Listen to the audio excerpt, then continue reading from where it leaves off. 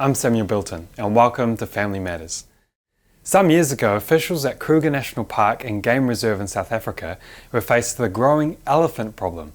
The population of African elephants, which were once endangered, had grown larger than the park could sustain. So measures had to be taken to thin out the ranks. A plan was devised to relocate some of the elephants to another African game reserve. Being rather large animals, elephants are not easily transported, as you might imagine, so a custom harness was created to airlift the elephants and fly them out of the park using helicopters. The helicopters were up for the task, but as it turned out, the harnesses were not. They were strong enough to carry the juvenile and adult female elephants, but not the huge African bull elephants. A quick solution had to be found, so a decision was made to leave the much larger male elephants at Kruger and relocate only some of the female elephants and juvenile male elephants. This seemed to solve the problem. The herd was thinned out and all was well at Kruger National Park. Sometime later, however, a strange problem surfaced at South Africa's other game reserve, Pilanesberg National Park, the younger elephants' new home. Rangers at Pilanesberg began finding the dead bodies of endangered white rhinoceroses. At first, poachers were suspected, but the huge rhinos had not died of gunshot wounds and their precious horns were left intact. The rhinos appeared to have been killed violently, with deep puncture wounds. Not much in the wild has the ability to kill a rhinoceros, so rangers set up hidden cameras throughout the park. And what they discovered shocked them. The culprits turned out to be the meandering band of aggressive juvenile male elephants, the very elephants that had been relocated from Kruger National Park. These elephants had also been terrorizing other animals in the park as well. This kind of behavior is very rare for elephants. Something had gone terribly wrong. They started to theorize, and the only thing that they could think of was that these young male elephants had been relocated into this culture without adult and mature male elephants. They had been left without role models. And so the rangers constructed bigger, stronger harnesses, and they flew in some of the older bulls left behind at Kruger. Within weeks, the bizarre and violent behavior of the juvenile elephants stopped completely. The older males let them know that their behavior was not elephant-like at all. In a short time, the younger elephants were following the older, more dominant bulls around while learning how to be elephants. They did not know how to behave without their fathers around. What is the social effect of human fatherlessness? Unfortunately, we don't need to look outside of New Zealand to see what happens when we remove fathers from the home. Society gets very ill. A sharp increase in unmarried births during the 1960s correlates with a later rise in imprisonment rate. Births from unmarried mums made up 79% of total Māori births in 2017. For non-Māori, the corresponding figure was 34%. Prison over-representation of Indigenous and non-Indigenous minorities occurs in the United States, Canada, the United Kingdom, and Australia. African American, Canadian Native, and Australian Aboriginal populations all feature high rates of one-parent families. Here in New Zealand, the general marriage rate dropped to a record low in 2021, and our divorce rate is still devastatingly high. Divorce is catastrophic for many reasons, but fatherlessness is definitely one of them. 85% of single-parent families are fatherless families. Unfortunately, the New Zealand government doesn't track family structure in relation to many social outcomes, such as imprisonment. But we are no exception to the global trend, unfortunately, and we'll have a look at some recent statistics from our Western siblings. 75% of long-term correctional facility inmates are from father-absent households. 90% of homeless and runaway children are from fatherless homes.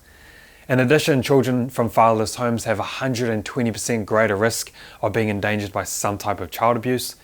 They are 4.6 times more likely to commit suicide, 10.8 times more likely to commit rape, and 15.5 times more likely to end up in prison as a teenager. This data is clear. And this isn't just an American phenomenon, but it's a simple fact of human nature. And as we saw with the elephants from Kruger National Park, this doesn't just happen across countries, but across species. This is built into nature itself.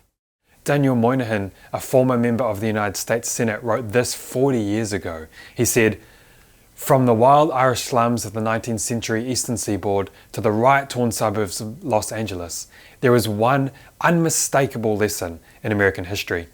A community that allows a large number of young men to grow up in broken homes, dominated by women, never acquiring any stable relationship to male authority, never acquiring any rational expectations for the future. That community asks for and gets chaos. We live in a society dominated by woke media and government. How often do we hear that healthy families with present fathers are the answer to transforming culture, lowering crime, and combating child poverty? Hardly ever, if ever. And yet, our worldwide evidence is overwhelming and it's undeniable. Instead, what do we hear? We're presented with critical race theory, and we're told that recognizing privilege and separating society into oppressed and oppressor is how we bring equality. Critical race theory will tell you that you are privileged or disadvantaged primarily on the color of your skin. Then things like gender, sexuality, body size, finances, etc. The purpose of this video is not to break down critical race theory or separate its kernel of truth from its overwhelming lies, but rather make the point that if a group of society should be grateful for a privilege, if there is an outward indicator that is going to be a determining factor in the lives of young people, it's whether or not they had a present father. Here's a video from a New Zealand social media page called Aotearoa Liberation League. You'll notice the not so subtle flavour of critical race theory. Surely locking people up in dungeons isn't the best idea we can come up with as a society to deal with our broken people. It's no secret that our prisons are filled with mentally unwell or otherwise marginalized and disconnected people. The fact that half of our prison population is Maori should fill us with shame. But more than that, it should help us see that prison is a colonial construct built to hide people who don't fit into this colonial society. As a compassionate community, we must seek ways to help people heal instead of further traumatizing them. That means focusing on rehabilitation and prevention instead of punishment. And let's be clear, the real causes of crime are the richest 1% who are keeping us locked in poverty and pushing people to their limits. They dominate us, our fellow earthlings, and the planet. And then we lock poor people up? There's no justice in that. We need to have a serious conversation as a nation about what a future without prisons might look like. This has to be part of our revolutionary perspective. I would agree with this lady on the fact that there is very little that happens in punishment of prison life that teaches a better way to a young man or woman who has broken the law. But that is about as far as my agreement would go. Notice from the very beginning of this clip, language tailored towards critical race theory is being used. Things like locking up broken people in dungeons. It's the way this video begins. It instantly puts you in the mindset that the criminal is the victim and are being treated with unnecessary cruelty. Our prisons today can hardly be referred to as dungeons. She continues on and refers to those that are incarcerated as mentally unwell, marginalized and disconnected people. She says that prisons are a colonial construct and then continues on to say that the cause of crime is the rich 1% that is forcing people into crime and poverty. Again, the purpose of this video is not to break down every element of these complicated issues, but to point out the clear line of oppressed and oppressor that is drawn in this video.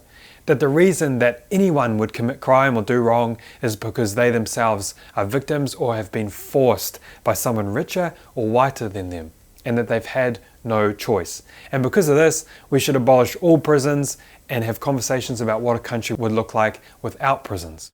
Where do murderers or rapists go when there's no prison? She fails to say. What options of restorative justice should be used that aren't already being used? She doesn't say. Did she give any solutions at all in this video? No.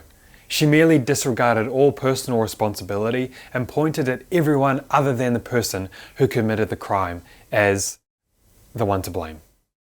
An American study published in the Journal of Research in Crime and Delinquency arrived at this startling conclusion. It said, the proportion of single-parent households in a community predicts its rates of violent crime and burglary. But the community's poverty level does not. Neither poverty nor race seem to account very much for the crime rate, compared to the proportion of single-parent families. I'm yet to come across a critical race theorist that promotes present fathers as a privilege to be celebrated in society and as a way to prevent our young people from heading down a path of destructive personal choices. I believe there are a number of reasons why they fail to do this, even though the statistics are undeniable. The first is that valuing the unique role and impact of a present father that he has in a home, it's acknowledging that men and women are not the same. That a father and a mother bring different elements of nurture to their child, and that if the male figure is not in the home, then children miss the incredibly valuable impact of their father. Most of us know this deep down. A young boy might be doing some kind of physical feat all day long, and mum could have seen it over and over again, but when dad turns up, it's dad, dad, watch this, watch me, and he jumps off the board into the water. And then what's the first thing that he says when he comes back up to the surface? Did you see it? Did you see me? The affirmation of a father, the correction of a father, the love of a father. We remove these from society to our own destruction. Here's a quote from the organization Black Lives Matter on what they believe. They say, "We disrupt that Western prescribed nuclear family structure requirement by supporting each other as extended families and villages that collectively care for one another, especially our children." Critical race theory is marketed to us today as a solution to all unequitable outcomes, and I truly believe it's almost always coming from the very best of intentions. But the truth is that society won't be transformed by abolishing prisons, by blaming all crime on the rich 1%, by using racism to fight racism, or removing the crucial element of personal responsibility in the lives of our citizens. And it does all this while simultaneously failing to acknowledge the importance of fathers in the home and the clear connection between present fathers and crime, education, poverty, mental health. How then should we respond to the fallout of a fatherless nation?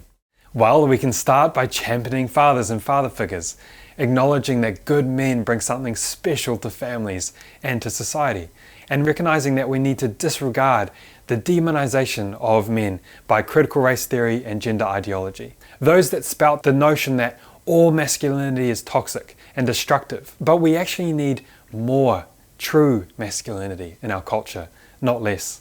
Masculinity that protects and provides. Masculinity that challenges young men into positively contributing to society. We must tell fathers and father figures that we desperately need them, and teach young men that they can change the next generation by becoming present fathers in the lives of their children. That uncles and brothers and role models have an incredible opportunity to transform society from the inside out. They do this by making a difference in the lives of young people who grew up without their father around. This is obviously not to take away from the incredible work of single and solo mums in society. I was raised for the majority of my childhood by an absolute champion of a single mum. But it isn't a slight on our mothers to say that fathers bring something that they can't. It wasn't until the large male elephants were flown in to Pilanesberg National Park that the young juveniles were brought into line again.